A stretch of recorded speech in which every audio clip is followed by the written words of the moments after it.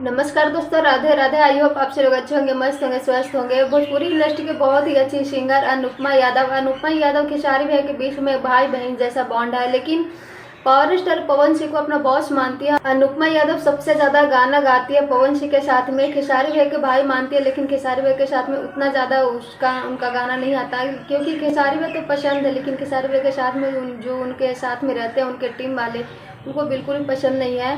वैसे अनुपमा यादव के बिक्कू के साथ जो लव स्टोरी का चलता है वो बहुत ही ज़्यादा सोशल मीडिया पे हमेशा सुर्खियों में रहता है। आप लोग, अनुपमा यादव जब भी इंटरव्यू देती है तो कहती है मैं अपना पर्सनल चीज़ें सोशल मीडिया पे नहीं रखती, लेकिन जब भी स्टेज प्रोग्राम हो तो हमेशा बिक्कू की याद करके रोने लगती है, भावुक हो जाती है। तो लोगों को भी समझ में आता है। अब इसी बात पे कहती है अक्षराक्षी को लेकर और हमारी काजल राघवानी को लेकर कि जो कुछ भी वो लोग दोनों बोलते हैं, मुझे लगता है कि 100% कोई लड़की गलत नहीं हो सकती है। पक्का कुछ ना कुछ खेसारी भैया के तरफ से ही गलती हुआ होगा और पवन सिंह के बॉस के तरफ से भी गलती हुआ होगा, क्योंकि अक्षरा और काजल दोनों गलत नहीं हो सकती है। 100% तो कभी कोई नहीं गलत हो सकता, क्योंकि जिस जिस रास्ते से मैं गुजरी हूँ, जिस दर्द से मैं गुजरी हूँ, मुझे पता है कि अगर 50% मेरा गलती है तो बिक्कू की भी गलती रहा होगा, इसलिए हम दोनों अलग हो गए। बलक सा और हमारा कास्ट भी बहुत ही अलग था, हम दोनों सेम कास्ट के नहीं थे, इसलिए हम दोनों को अलग होना पड़ा। वैसे आप सभी का क्या राय है कमेंट में ज़रूर बताइएगा। Thank you, love you.